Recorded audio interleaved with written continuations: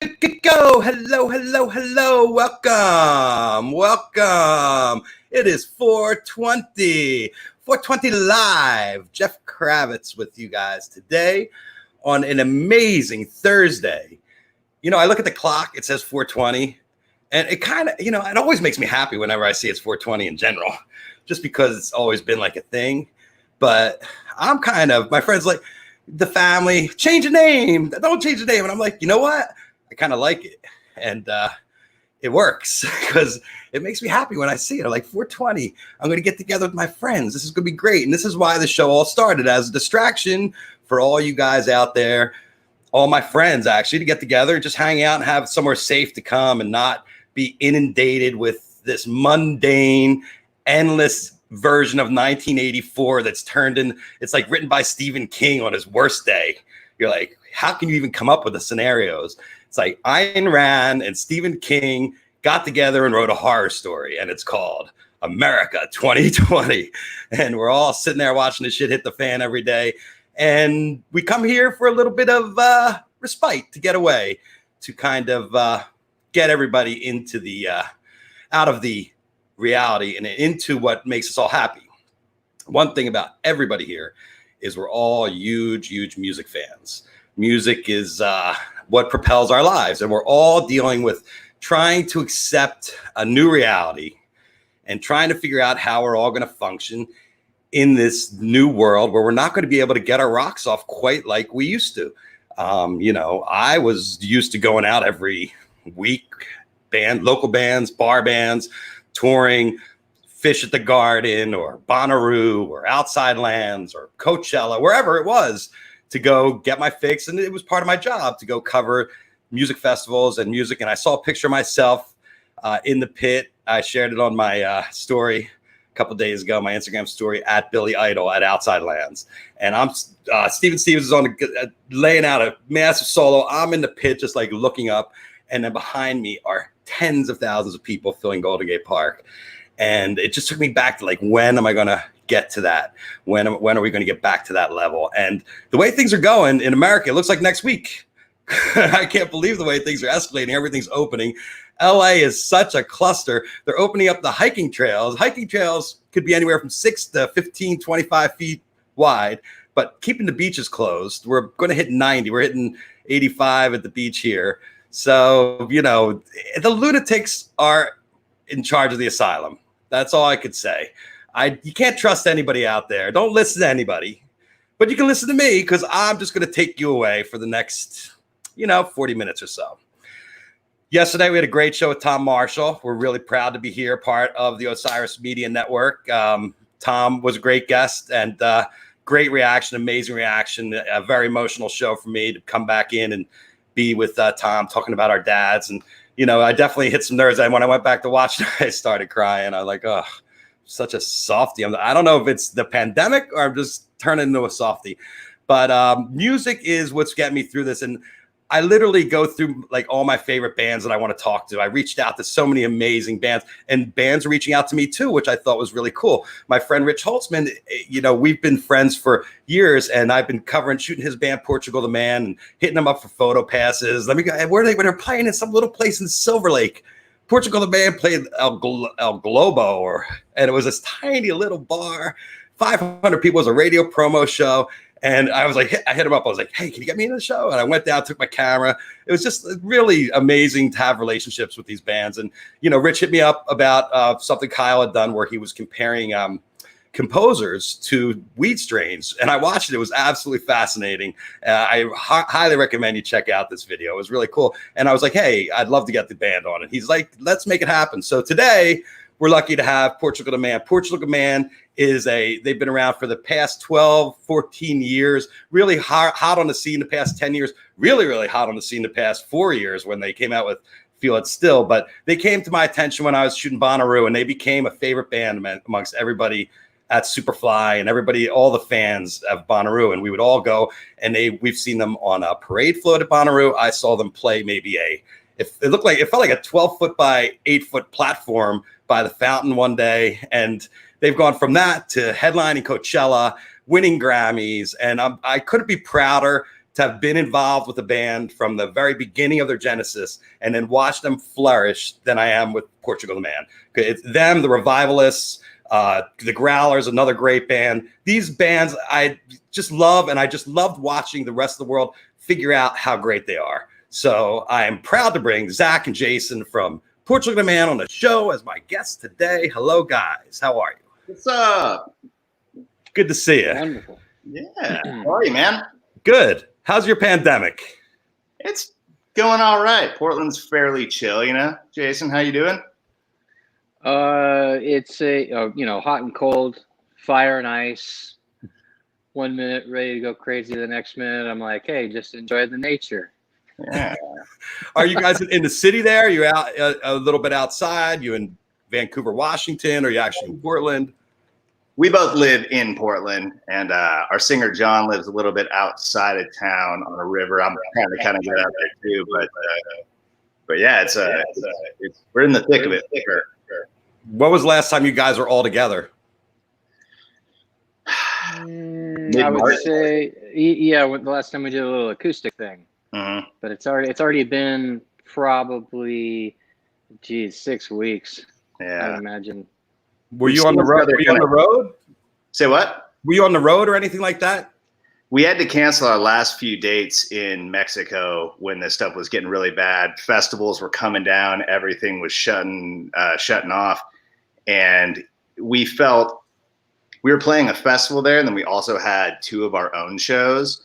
And we, at that time, we just felt, and glad we did, we felt it was pretty irresponsible to get a whole bunch of people together to listen to us, especially down there where there's, oftentimes a lot of generations, eating together, and families real big down there. So we didn't want some kid at the show bring anything back to grandma, And No, so we've been home for longer than I have since I was a teenager, I think, right? Since you guys left Alaska, probably. Totally.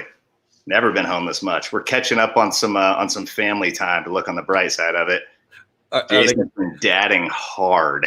How old are the kids, Jason? Well, I have one amazing 2-year-old, but obviously with all the closings, I went from touring musician and flying around to being like, here's your 2-year-old, you got to watch him Monday through Friday. And so it's definitely been an ass kicker and a rude awakening, like a china in your side of your ear. Well, when you guys tour, how long do you usually go out? Do you go out for a couple of weeks at a time, or do you do like 2 or 3 months? It all depends, but we're generally accustomed to being gone for extremely long segments. And so we try to keep it, especially as we're getting a little older, have families and stuff, we try to keep it a little shorter so we can have little breaks. But there are still times where we go out for a really long time, and with recording as well. So this is, by far the most home time we've ever had. And it's pretty weird, but we're lucky enough to be in that situation where we can cast a positive light on this, at least in some way. And so we understand that that's like very privileged, and we don't take that for granted. I was looking on Spotify, and from looking at the gap between album releases, you guys are about due. We are. We got some stuff coming. How's it going? Are you writing, or what are you doing? Have you been working? Have you been in the studio working on some new stuff? Oh, totally. We've been down in LA for quite a while working with Jeff Basker, and we've got a ton of songs written like usual. And then something always seems to happen that kind of changes the world. So at the end, we've been working on an album for a year or so, a little bit over, and we're getting about done. And we always kind of ditch all the lyrics and rewrite them right at the end. But then right then this happened. And it's kind of hard to decide what to write about. Like, it's like, what world are we putting this out into? What's going to happen? And we don't totally know yet. So we're going a lot of places. Wait, isn't that the second time that happened to you guys? Yeah, we did that on the last album too. We just can't stop messing things up. Well, like you said, the world is changing so fast. And I think that's ultimately what it is. Mm-hmm. It's that you don't know what the next move is. I mean, you can't imagine when you're going on the road again, right? Yeah, we don't know. We're keeping it open. Are you trying to practice? Well, you're on Portland, right? Everybody's there. Yeah, Are you trying to get together and play, or when are you going to try to do that, or not important right now? Hey, are these loaded questions or what? No. Someone put us to this. No. Obviously, I mean, I think we're dying to play, and you know, we miss each other. We miss being around each other. You know, this is kind of ridiculous. It hits ridiculous, and you know, I got a little bit of drum stuff at home and everything, but I do miss playing and being on stage or being with the guys. And you know, the one thing everyone's gonna miss. You know, you were talking about the gigs and the live thing. It's that volume. It's the volume of the live concert. You know, what people flock to that, regardless of the genre, and it's that pounding the bass. It's the SPL. It's the DBs. You know, that's the stuff that people go for, and now that's lost. And yeah, you could turn up your headphones, but it ain't the same. Yeah, my car gets pretty loud, but it still just doesn't have that thing. And yeah, it's those frequencies that you literally feel. Not you don't have to. You actually feel things hit your chest. Yeah, we miss that. We still do a little bit of things. We're trying to be responsible. And so like today I'm over at Kyle's house. We're working on a project to which we'll send to John, and you know, he'll sing on, and then you know, Jason will come play drums on it. We're adapting, right? But we're trying to figure it out. Yeah, and hopefully getting back together. But we're all being pretty safe. I'm wearing gloves at Kyle's house. Yeah. I like that you guys. You're wearing gloves inside. Are you writing? Are lyrics coming to you and songs coming to you? New stuff all the time. I mean, who does most of the songwriting and the lyrics and stuff? John does most of it. Our singer, but we all do pieces, and he and I work on a lot of stuff together. And so right now it is just kind of figuring out what we want to say. Normally we know, but when things change right before that, you know, it kind of throws us off a little bit. Like, you know, this has thrown off everybody in the entire world economy. But, you know, like I said, you know, try to find the positive sides of it. We have time to mess around. You know, I pick up guitars at my house for no reason other than to just play guitar for me, you know? Right. No one's watching, sing like no one's listening. It's scary though, because you're used to entertaining all the time, and it's kind of what we build our lives around. We build our lives around a society that is very social, and people get out. And you were talking about Mexico, and I think the same thing in Italy in the very beginning, that's a society where everybody is so friendly and loving and hugging and hanging out in the piazzas all night and going in the bars. And you know, it's something we're all missing, and it's the way we're programmed. So this whole thing we're involved in, where it's like, don't touch me, stay 6 feet away, put a mask on your face, and there's so much contradicting information out there. I really don't know what to believe or who to trust. And I think that the Big Brother thing is all over. It's like some weird, like I said, Stephen King meets Ayn Rand in some weird combination of some horror story. I feel like I wake up every morning, I'm like, are we still in this? You remember that video game Lemmings? You remember Lemmings? What's that? You remember Lemmings? Oh, the Lemmings. It's we're getting a little bit of Lemmings, the game, the computer game. You know, you'd see them all marching along, and one might go off the cliff, just start jumping off the cliff. You hope that someone stops it. You know. Well, one of the amazing things, like you guys have been, your social action has been absolutely nothing but astounding. I went in and I made a list of the different stuff you've been involved in. I'm just going to rattle it off right now, and then we're going to stop back and talk to it. Education funding, Alaskan Native rights, gun reform, climate action, suicide awareness, the government's budget vetoes, Sumatran tigers, instruments in schools where you raised $1 million, the Charlottesville show proceeds for Heather Heyer, the Keep Oregon Well mental health, and I know you are always got a new cause. I'm probably missing a half a dozen off of that list. So I mean, the latest one, the books in the schools. So why don't we start there, the latest thing with the books, and talk about what's happening in Alaska, and not just in Alaska, but in other states in our union too. Yeah, I mean, we keep the, you know, you got to have a reason to do what you do, and we've been lucky enough to find one. Yeah, we started our own foundation at the end of last year. We're doing some really amazing things, and focusing mainly on the rights of Indigenous peoples, and like kind of elevating those voices in communities. Yes, the latest thing has been the Matnews borough, which is what we call like kind of counties in Alaska. The school system there has like taken 5 books out of their curriculum, and because of content, and we just do not agree with that. That's how really bad things start.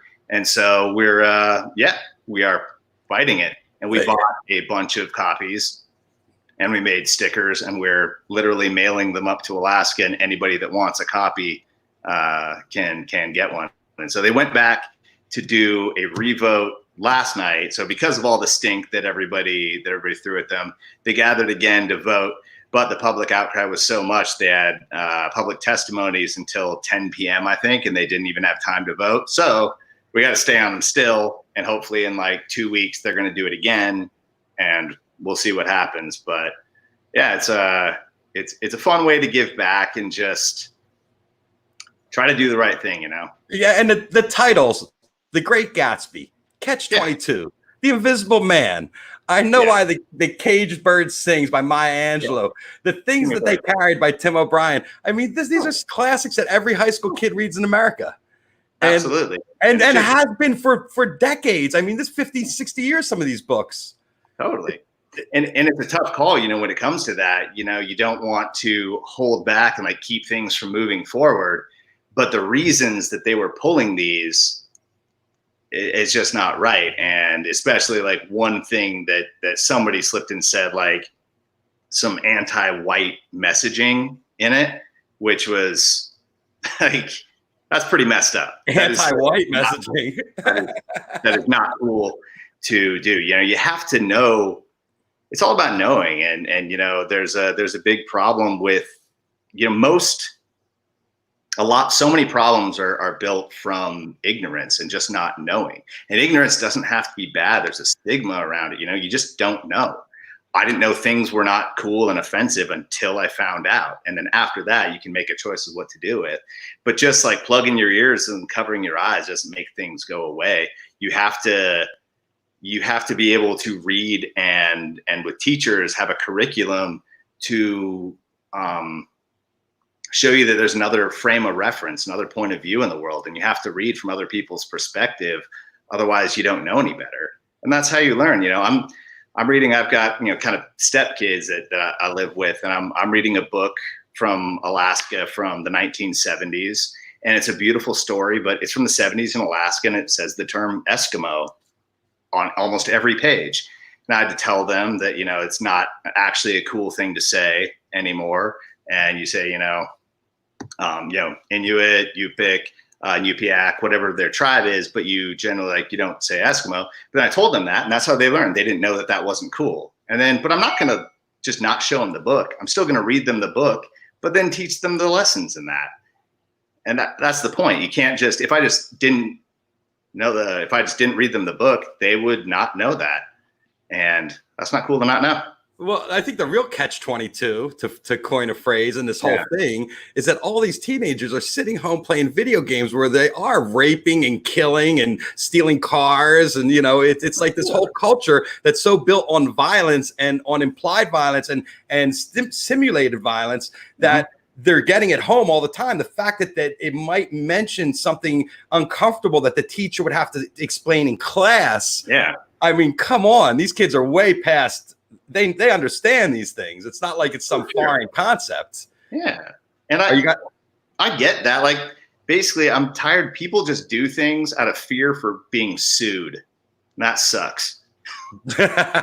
Well, yes, but you know, we're in a crazy place right now. Yeah, totally. You just try to do the right thing and like do what's better for humanity. And you know, there is no right or wrong really, but you know, we're just trying to pick those things. And but music, why we do that, like, you know, Jason knows, like, things are so divisive. That's why we love music. It's that connection, you know, two people, you know, Republicans and Democrats, two uncles can be fighting at the dinner table, completely off on politics, but then a Beatles song comes on and both of them start stomping their feet, you know?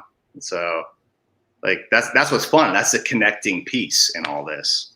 Right, transcends politics, transcends religion, transcends race and color, and it's It gives you some common ground. You know what I mean?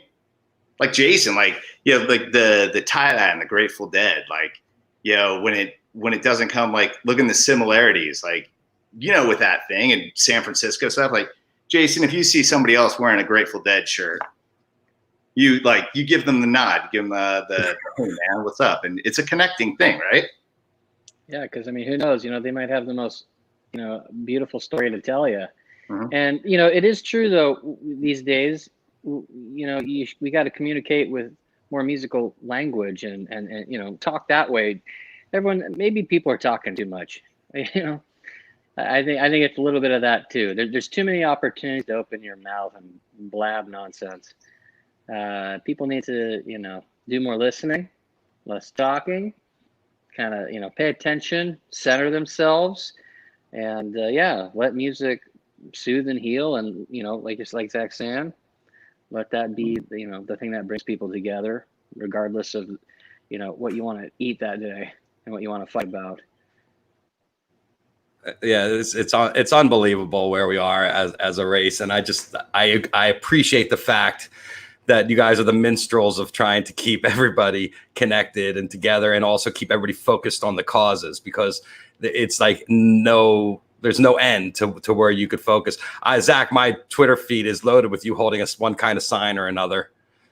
I do love that. That's one thing I can do from home pretty easily is if somebody needs a shout out, want to talk about some things, hold a sign. And yeah, you know, that's I think that's important to use your platform, use your voice for whatever feels right to you. You know, I think that's an important thing. Yeah, it is, and the music has put you front and center, and it wasn't always like that. You guys were always scraping around for the longest time trying to put it together, and it wasn't until 2017 with that little tiny song called "Feel It Still" came on the scene and just changed. I mean, as soon as I heard it, I was like, "Oh my God, what is this?" And I just watched it grow and grow. What was that like to watch? Because you guys had been at it 5 albums in at that point. Was that? We were 8. That was our 8. Yeah. And so you had probably given up on the whole radio thing and trying to break through. Well, we've had kind of a strange career because we have gotten, you know, a little bit bigger with every album, and that's not normal. I'm very glad it happened like that. If we had had a hit when we were 21, Jason and I would be terrible people. And the fact that we slept on floors, and we definitely paid our dues, and it just kept us. I mean, it was honestly easier for us, and it didn't mess with us as bad. And it's an interesting story, being, you know, having a hit that late in our career is pretty weird and kind of hilarious. But things started happening when we first noticed it. I think it was Lars from Metallica, and then Kathy Lee and Hoda mentioned it in like the same. They were the first like 2 big people to talk about it, and they both said it was their song of the summer. And we were just kind of like, whoa, that net got cast pretty wide, and we might have a thing here. We knew it was a good song, but we didn't think anything like this was going to happen. It got wild. In fact, we went number 1 in the country on radio the day that Jason's son was born. Unbelievable. Good timing. Yeah. Pretty crazy story. That was a hell of a story. What was that like, Jason? Hearing that song everywhere. Well, you know, like Zach says, I think we knew that it was our most catchy tune, and we were kind of just like, whew, that's a catchy number. You comfortable with that? Yeah. You sure you want to go there? Yeah. You want to go there, or do you need to add a proggy section or slop it up, cover it with a bunch of nasty tone? Yeah. But yeah, we were in New Jersey playing a gig, and I got the call at, you know, close to midnight after the show, and the wife was like, I'm heading in to have the baby right now, and you know, New Jersey to Portland is not an easy, quick flight. No. So he was born right as I was boarding the plane in New York City and heading home to Portland. But you know, I met up with him 8 hours later. Yeah, they're not going anywhere. Yeah. Yeah. And to be fair, like we tried to plan the tour as well as we could around that as well. We only had 2 more shows left, and then we kind of, you never know with those things. There's a due date, and so we're like, all right, give it 3 weeks on one side, 3 weeks on the other. Thought would be cool. Almost. It was pretty. He's messing with dad. Oh, so 3 weeks early, 3 weeks early, and the day you guys went #1. I mean, that's a lot of good news at once. It's pretty wild. That's a pretty insane day. Yeah, we got the news that night. It was a kind of maybe. We knew that it was between us and another artist, and it was kind of a maybe. And then that happened, and then the next day was Sunday, and that's like Sunday nights when that happened. It was pretty wild. It's a special time for sure, and very weird.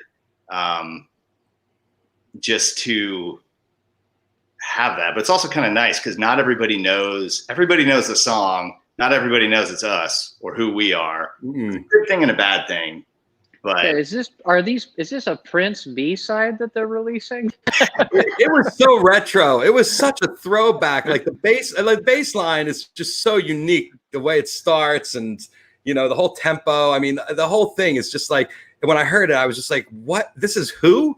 This is Portugal. Because let me tell you, Evil Friends at my house, well, I think we listened to it more than once a day, every day. I mean, my kids, we all loved and ate that record like it was just an amazing record. And yesterday when I was doing research, I saw that your influence was like Pink Floyd for that, or you guys want to do some proggy thing. And I love the record. I mean, and going back, it's just, you guys have been a constant soundtrack in the house. And it's something that parents, when I turned my kids on to you guys, and this was way before Feel It Still, they were like, oh yeah, Dad, we could go see Portugal the Man anytime. These guys are fun. And, it was what you guys really did. You were throwing down an amazing little party down there. And it was something really unique. And when the whole world gets clued in, you're kind of like, oh no, because some of my favorite bands have been ruined by fame. They can't bounce back. The road, the musical stardom is littered with the guys that get it and then just blow it. But I know you guys all have your brains in the right place and your hearts in the right place, more importantly. So, but Feel It Still went RIA platinum 5 times. 5 or is it 6? Is it more than that now? Oh, no. No, it went only platinum. Dude, there's a lot. And everything's weird because of streaming and everything. But yeah, right. It got about as big as a song can get. It was pretty ridiculous. And to go places where Russia and South Africa and Australia, just like places that we had done a lot of stuff in Australia, but just places that we never knew that would just pick it up. It was very, very strange. But we thought about it for a long time. We had that lyric for a long time, and that bass line, John just kind of came up with that on the spot. And I do think it's that Hofner bass, and a lot of things that people don't notice is like, they just like the sound of a bass and they might not know. It's like, oh, it's a 60s Hofner. It was. That's a bass Paul McCartney's played. Exactly. So like almost every Beatles song you've ever heard is with that bass. And you might know that. Jason knows that, but other people might not know. But it's about that being familiar with that and seeing something just new enough and just old enough. And that's what I love about music and thinking of it. Our influence in our time is kind of non-linear. We want it to show where we came from, where we are, and where we're going all at the same time. And so I think we did it pretty well with Feel It Still, and it tend to work. And there's some weird situations and some new things, it's super fun. We've got to meet some rad people and had some amazing opportunities. Got let into some places where we were just not allowed before. Yeah, somebody messed up. You see the status, how all of a sudden you were like, okay, we got it. Yeah, we're on everybody's list, and you were invited everywhere. And I think I saw you everywhere when you played Coachella that day set with the screens, the 100 yards of screens, and you guys are in the middle of this pocket. It was just so fantastic. What did it feel like? Did you feel small on a stage like that? Because it's so big. It was pretty massive, and we never really see the scope of it until afterwards. But that was an amazing day. I think that was my birthday, and we got we got an email from Mike Judge with I was watching Beavis and Butthead do an intro for us on my phone before we went on stage, and I was just like, a lot of things really came together, and that was pretty special. You know, we were dealing with Blazer playoff stuff at the time. We had all of our gang that does vocals and our orchestra. They were all in Blazers gear, and that was a pretty good day. It's a pretty good weekend. It was fun. Incredible, and it just wasn't the song of the summer. 20 weeks in the top alternative top 40 charts and broke the record for the longest time in the top 40 charts. I mean, I couldn't believe the legs it had. I'm sure you guys were shocked too. You're like, wow, still? Really? Yeah. Hasn't anybody come out with something new yet? Where's Kanye? I know, right? And also one of the most remixed songs. How many, Jason, how many times you think that song's been remixed? Oh boy, I would guess 10 offhand, maybe. You have a favorite version? Well, I mean, Weird Al's are instant classics just because we're super fans of Weird Al. The 100%. You know, yeah. Yes. Well, I totally agree with Jason there. We all do. Let me show you a couple things I pulled off of the. Hold on here. Got to escape out of there. There we go. All right. I'm going to pull up a couple pictures here. Let's see. Let me do this. Bringing up bullshit, huh? Yeah. Can you see that? Oh, not yet. Okay, then here it is. Here it comes now. Share the screen, application window. This was the first time I photographed you guys. Oh, yeah. That's a young John. And this is at, I want to say, Outside Lands. And we wanted to talk about this, I believe, Zach, because I've said that this picture, you look so stout. You look like you're running marathons back in these days. No, but what is funny, though, that was a little bit before that. I think that might have been 2011. That looks like that's 2011 right there. 20, where? Which one? Bonnaroo, maybe? Yeah, that might have been Bonnaroo. I think it's front because that's the top of the tent. That's the top of this tent. So yes, this is Bonnaroo. Yep, I think so. Look at that one. Dang. Oh yeah. Feeling it. That was a monumental show for us. That was kind of the first time we felt like a real band. We got footage back and we watched like the DVD, and that was the first time we ever saw ourselves and we're like, oh man, we kind of sound good. I think the first time we've ever said that, maybe the only time we've ever said that. And you're like, this could work. That was a life-changing day for us. How did the whole Bonnaroo, that first Bonnaroo, come up? Because that was your first big show, right? And then 2009, that was our first big open air performance, and it was pretty special. So there was a giant storm that came in, which is not uncommon around Bonnaroo times, around Tennessee that time of year. And the band before us, we were playing at night at a big tent the first night. So Thursday is kind of the pre-party. And the band before us, Delta Spirit, they got stuck at an airport and their flight got canceled. So normally, and this is back, we didn't have a crew or anything really. We had a couple guys, but we'd set up our own stage and check our own monitors. And famously at festivals, you only get like such quick changeovers. So nobody's sound is ever good. Everything's messed up. But we had, since there was no band before us, we had over an hour to check everything. So we were all relaxed. Our monitors sounded good. We were feeling all right. And since everybody was like waiting for music, there was just this big energy, thunder and lightning. It started raining, so everybody came in the tent anyway. I can't imagine anything going more our way. It was pretty wild, and things didn't normally go our way. And we felt good about it. We were relaxed. We had a few beers. We had fun and played a good show. And that was the first that gave us some confidence, and that was the first time that happened, and it was pretty good. Yeah, Bonnaroo has really launched a ton of amazing acts. Oh yeah, and the Thursday was always the night when they would have people that were starting out, newer bands, and it was a bonus night. When Bonnaroo first started, they wouldn't even tell people there were acts Thursday, but they'd open up the parking lot and everybody would roll in and it'd be like, wait, there's music. Oh, dang. So it was like a bonus, but then later it became a real thing. This is Outside Lands. There we go. Yeah. Yes, we're in Golden Gate Park there. There you go. Oh, there we go. Yeah. Wow. Very sexy. Good then. You know what's funny is I started working out for a little bit. Back then I smoked cigarettes, and my arms were so sore that day. I had to I think I had to it must have been the day after. I had to trim my beard, and I literally had to ask our guitarist to do it for me because I couldn't bend my arms enough to reach the trimmer to my face. And I couldn't smoke cigarettes. I had to lean forward, and I was unbelievably sore that night.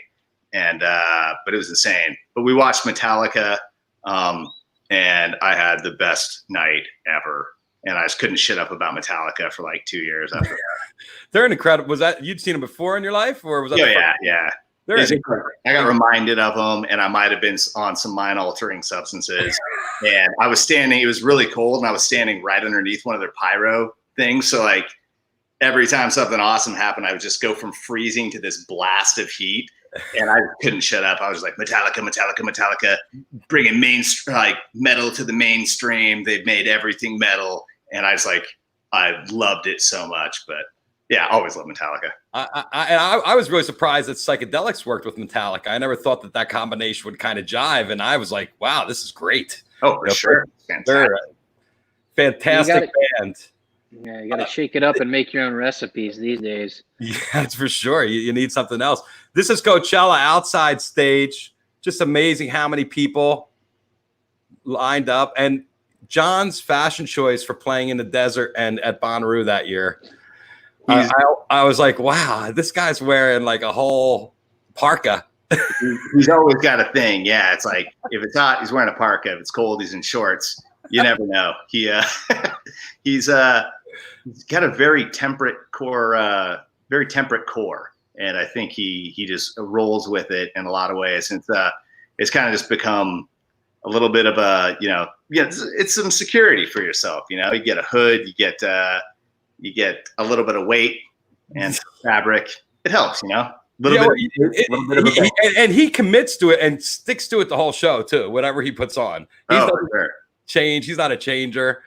Vice versa. We did this. Oh, best day of my life. So this is also at Coachella. You mentioned Weird Al. Talk about your collaboration with Weird Al. Yeah. Well, this was at Bonnaroo, actually. Oh, Bonnaroo. Okay. In 2011, I believe. And we got to play with Weird Al for the Bonnaroo announcement.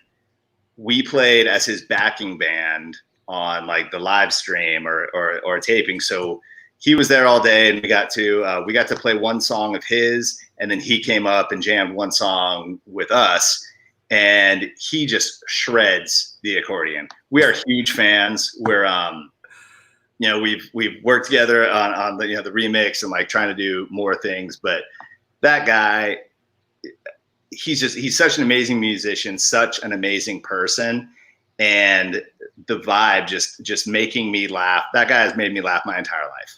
And all of us, and we all just have a very big soft spot for that man, and he's incredible. And the stats are nuts. He's one of 5 artists that have #1 hits over 4 decades. It's crazy. Have you seen his show? Have you ever seen a Weird Al show, a whole show? Oh, not an entire show, but most of one. Yeah. He was touring, and we saw him at Governor's Ball and at Bonnaroo, and it's so fascinating. He comes out in the fat suit. He brings everything with him the whole show, and it's incredibly entertaining. I was like, oh, this is going to be a joke. And no joke. He's really good. He really knows how to keep the crowd going. Oh, seriously, man. So this has to be Bonnaroo also, I believe. Yeah, sounds about right. John and and this is the show I was talking about where you guys played the fountain. Oh, that's right. Jason, I don't know if because you took a little hiatus there for a couple years, right? Yeah. So I'm not sure if you were in this, but it was just a tiny piece of plywood that Bonnaroo set up on the fountain for Portugal the Man to play, and it was just so bizarre. It's just they would do these little secret shows all over Bonnaroo. And another time you guys played on a float, a Mardi Gras float, right? Mr. T float, yep. Yeah, Mr. T float. Yeah, that was pretty fun. This is Life is Beautiful. Yeah.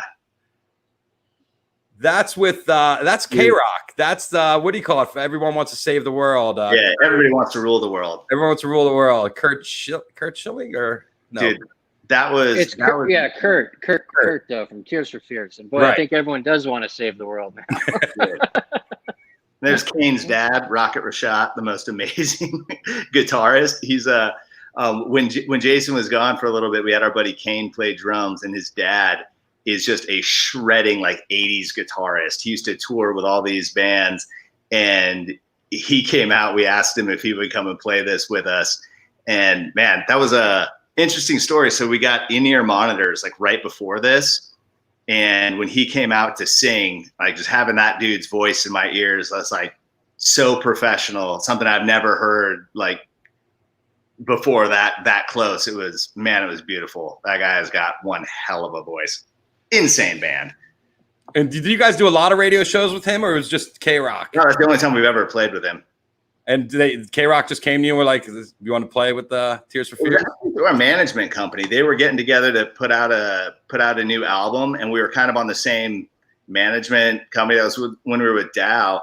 And so Rich was working with them. I think Gary Gersh was working with Tears, and they just asked if, they were just trying to get in, and they were just talking to other musicians that were hanging out at the time, and feeling out if anybody wanted to work together. And we're just like, yeah, we'll cover that song, and if you wanted to pop in and sing it. And it was incredible. How did you think you did? We did okay. We did okay. But it doesn't really matter when that guy's singing. We can do whatever we want, and so it's a pretty good distraction. So it was a cool moment, and I've shot this K-Rock show for probably 25 years. And to watch some little band from Bonnaroo all of a sudden be at the K-Rock show, I was like, oh my God, Portugal the Man's here. I mean, my life was getting better and better because you guys were just showing up everywhere. I was like, great, another set. More Portugal the Man, just bring it on. I love this shot. I'm not really sure. I probably know if I looked where I took it. John with the lights. Your light show has always been crazy because one tour you just toured with a giant video projector. Yeah, I mean that's what we've been doing lately. And you never know. We like to mess it up. We think it's a big part of the show. Cage the Elephant. Yes. That was Bonnaroo, right? Yeah, actually, I think so. That was not planned at all. We just they were backstage drinking beer with us, and we just asked if they wanted to come out and play and rally. We're dipshits like that. They're another incredible live act. Dude. He is such a good front man. It's ridiculous. Like, I don't think anybody compares to him. Like, those guys are so much fun, and we're pretty good at partying. We can drink pretty hard and we can rally pretty hard. And and we feel like out of all other things, we can win that. Cage is definitely good at that too. When we toured together, oh boy. You should have seen him at K-Rock this year. He was out of his mind on stage. No, he fell. I was just like, but it was absolutely classic. Keeps things interesting for sure. This is what? Do you remember this? Because it's outfit's very distinct. Yeah, I think that's the American Music Awards. I think that's the AMAs. Right. I was wearing a button shirt, so that's probably a fancy show. Yeah, so as you guys kept on going, the amount of people in your band just kept on increasing. Yeah, we had some singers there to help, and we had to do something there because I think that was the first. What did they say, Jason? Wasn't that the first time that they hadn't? The sound guy said that was the first time the band used tracks and like. Let me tell you something. I'm working with all the production guys, all the cameramen, and everything like this, and they come up to me, and I'm like, "Oh, how's Portugal the Man?" They're like, "They want to play live." And I'm like, yeah, and they're like, nobody plays live on this show. And I'm like, what do you mean nobody plays live on the show? This is you guys were such a pain in the ass to ABC and the AMAs. But please, I want to hear it from your viewpoint. Dude, they were all awesome. Like the dude that runs sound, he was really excited. I know it was like kind of difficult, and we had a ton of gospel singers. And strings, right? Yeah. And so it's like a little difficult to have all those mics up, but where it's like, man, that's what this is all about. At first they were like, all right. Where's your computer? And we're like, we don't have one. And they're like, well, where's your Where's your click track? Where's your tracks? We don't have that. Yeah, and so what they did to kind of, put trust in the system was they made us run the song, 3 or 4 times, and they were literally like clocking it. And, it was literally 402, 403, 401, 404. And so we were doing, it was fine. Yeah. Yeah, it was. I just remember the conversation with the production guys during rehearsals, and they were just like, "Yeah, these guys want to play live, and it's just such a pain." And I talked them to get into their heads on what it was, and it's just because they don't want to leave any margin for error. Like if all of a sudden the guitar stops working, or you drop a drumstick or whatever, they want. The Super Bowl is the worst because they make you play to click track. But Springsteen went live on the Super Bowl and created issues. Oh, for sure. So that seems different though, because one, it's not totally about the music, and they've got to move it onto the field, get it off the field. Like we were in a place that clearly can play music, and it was fine. And it's a lot of work, but I think that stuff's important. And I like dropping sticks. I like hitting wrong notes. I like starting over. Rock and roll is not perfect.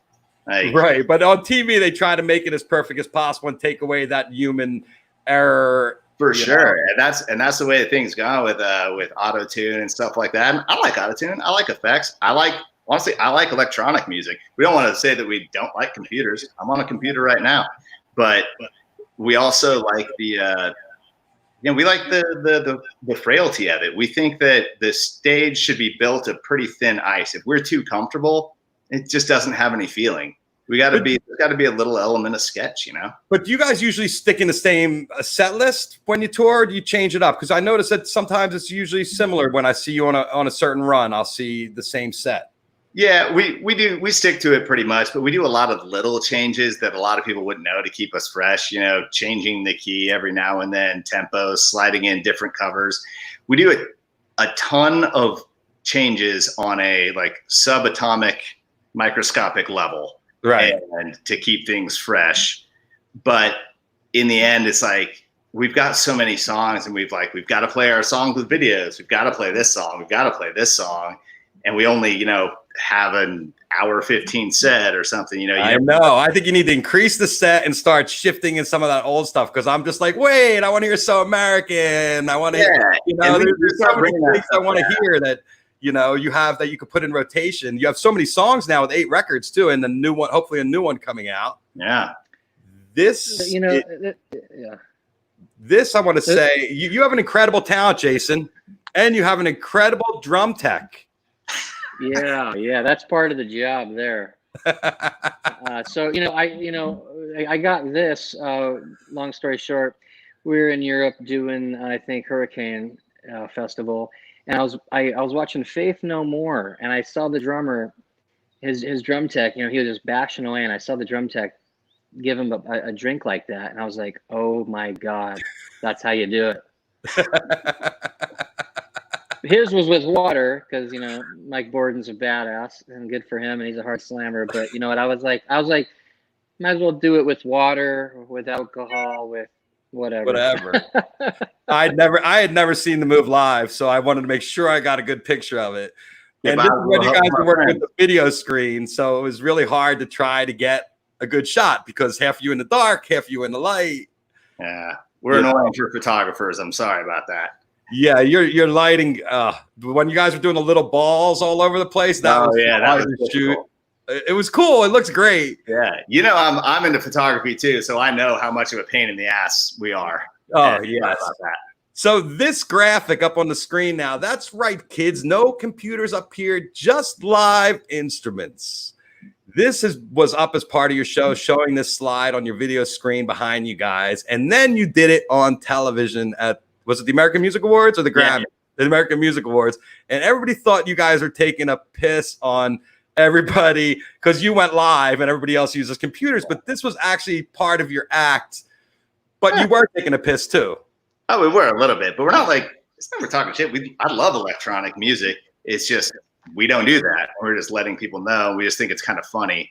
And it's funny in a bad way too. We're friends with a bunch of really popular DJs and stuff, and we see them at the airport when we're flying with 32 pieces of overweight gear, and we're just dying and packing it all into different vans and stuff.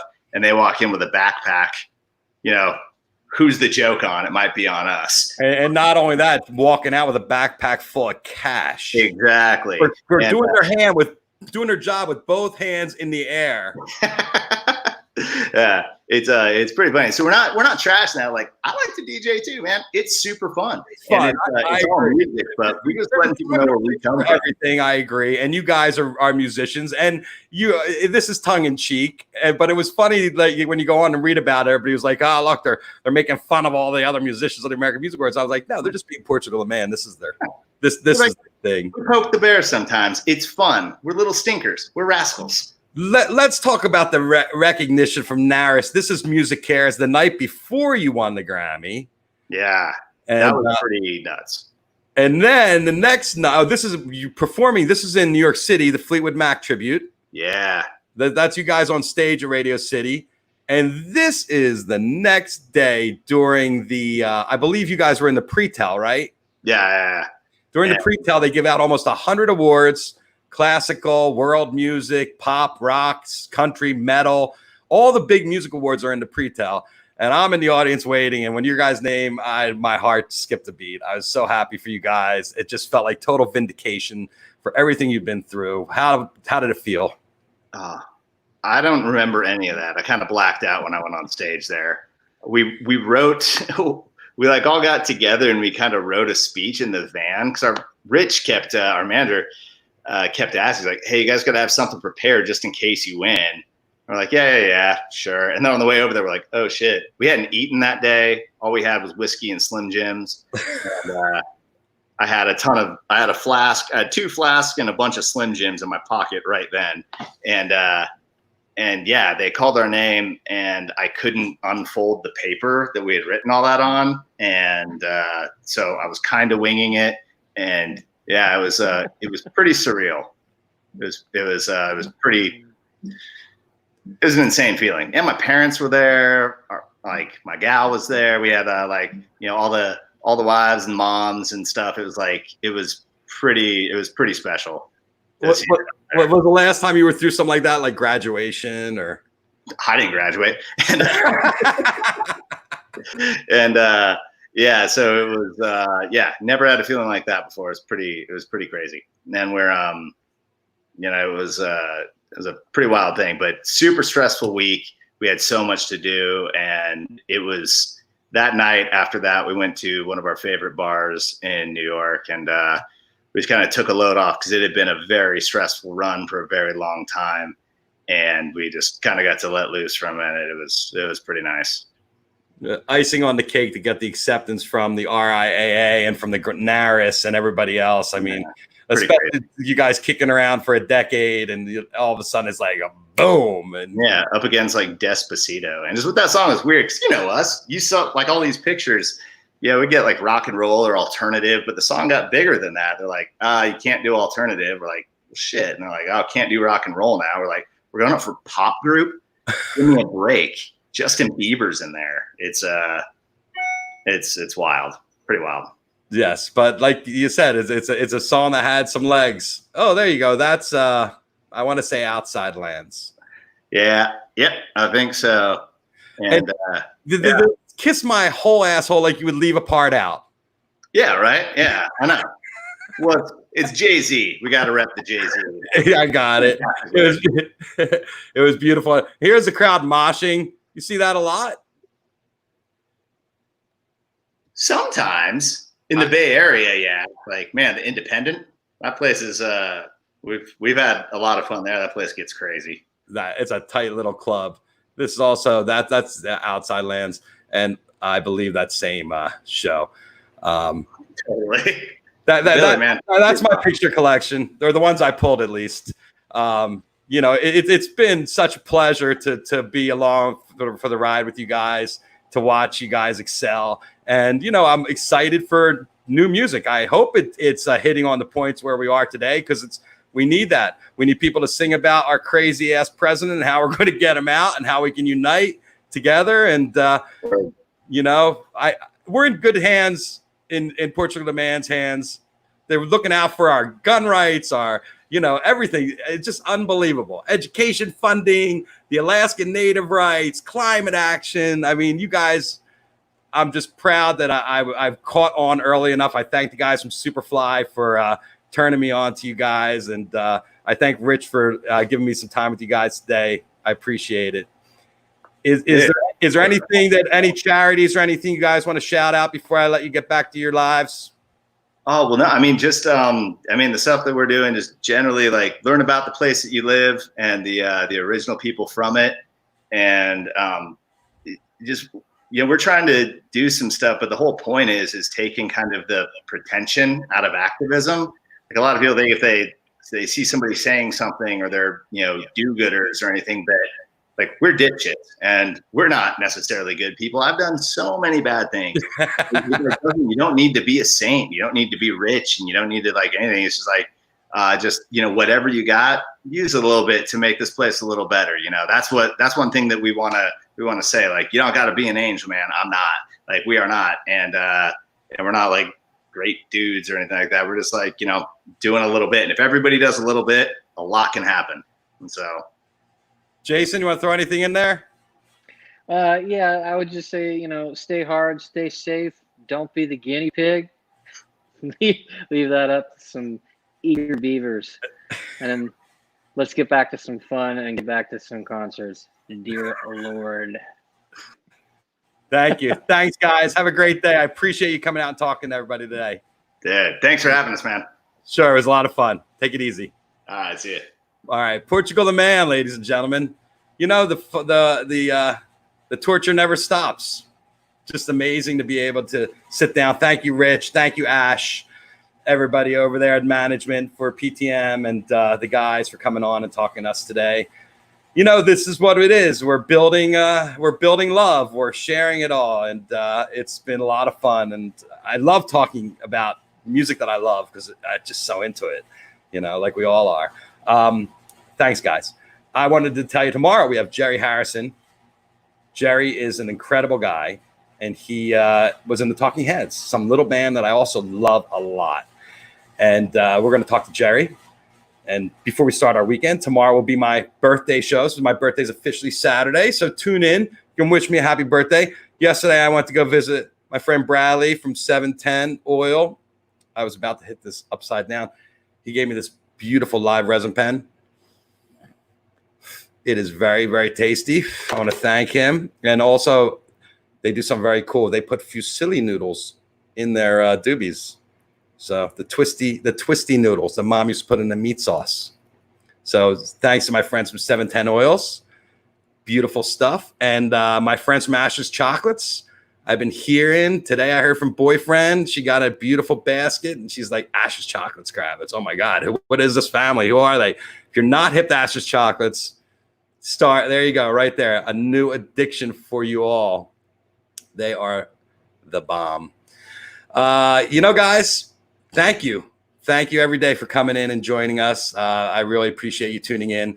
Tomorrow we'll be back, and we're looking forward to it. So have a great day. Take care of yourselves. Take care of each other. Here's the hug. Bow. Peace, love, happiness. Another one in the books. See you tomorrow, Jerry Harrison. We talk Talking Heads.